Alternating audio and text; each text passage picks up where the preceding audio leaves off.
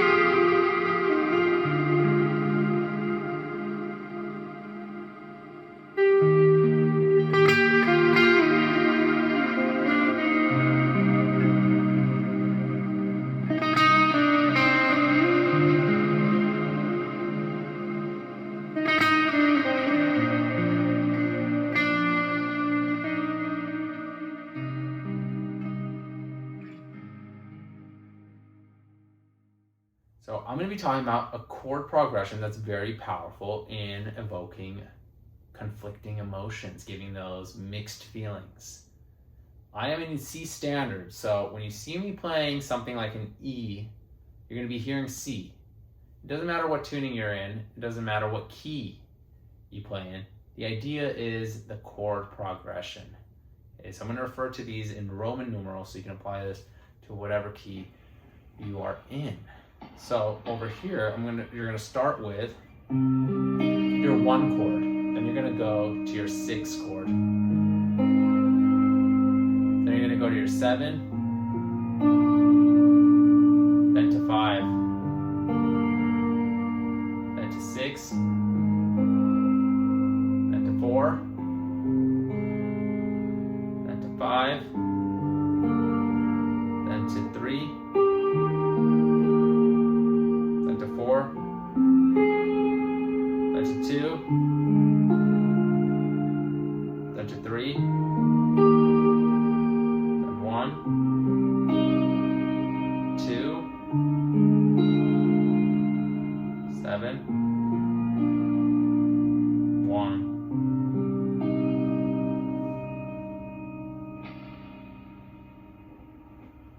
Now this is a circle progression. There's a pattern here. It might seem like there was a lot happening, but it's just a pattern.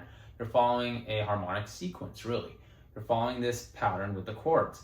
The pattern is you take your first chord and you go down 2 chords. So if it's 1, you're skipping 7, you're going to 6. You go down 2.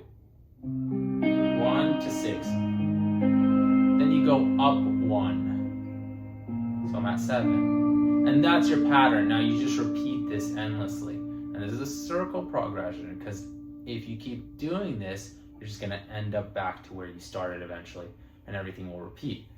So 1, down 2, up 1, down 2, up 1, down 2, up 1. Now this is down 2, which would be a G. And that's what I'm doing. I'm just going to play it up an octave. All right, and then again, up 1, down 2, up 1, down 2, up 1, down 2, up 1. Now we're back to where we started, because if we go down 2 again, we're back to, that 6. And that's the progression. And the reason this works so well is because you're no longer focusing on that 1 chord. Your progression isn't centered about going to 1. It's not pushing towards the 1 chord. You're playing all the major chords, all the minor chords in the key equally. So you're playing all of the chords, even the diminished chord. You're using all the chords equally. So you have your major chords and your minor chords. And when you have it in this pattern, it starts to jump between these minor and major chords, which sometimes, when you hit a major chord, it lifts you up. Then when you play that minor chord and you hear it, it brings you down. So it's pulling in different directions. And you get those sort of mixed emotions, those mixed feelings. So, right here, when you're playing this minor chord,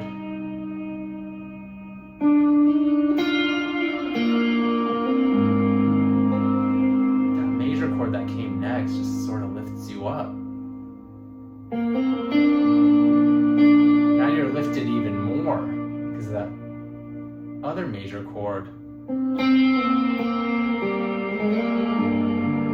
But this minor chord brings you down.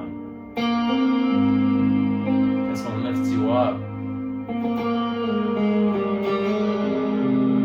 Brought you down. Now this is the first time you get 2 minor chords in a row. So it brought you down even lower. But this major chord after those 2 minor chords really lifts you up. Because you went down lower with the 2 minor chords.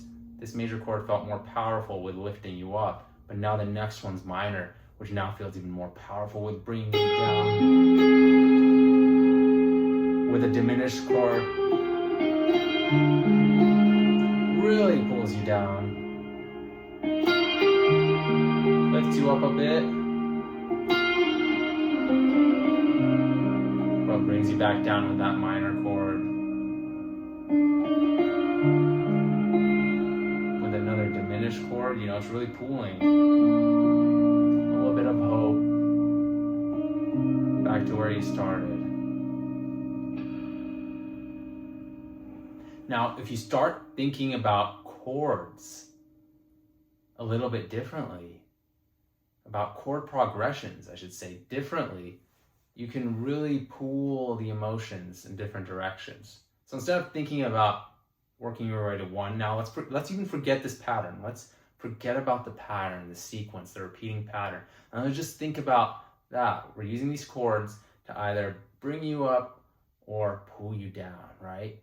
So what I'm going to be thinking about is I'm going to be playing the minor chords. I'm going to focus on the minor chords and the diminished chords when I want to pull you in one direction, bring you down. And then I'm going to focus on the major chords when I want to lift you up. So if I start with this E minor, at the end of, let's just pretend, this is the ending and back to this repetition. Instead of repeating this pattern, let's focus on this. So this is minor. It sort of, pulls you down. Now let's lift you up.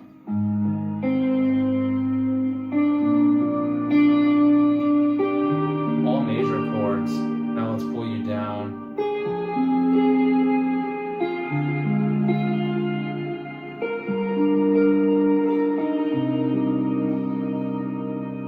See that? Now let's lift you up. Minor, but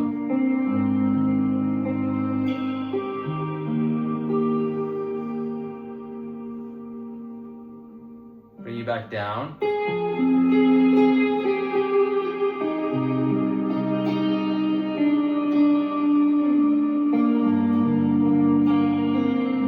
Back up.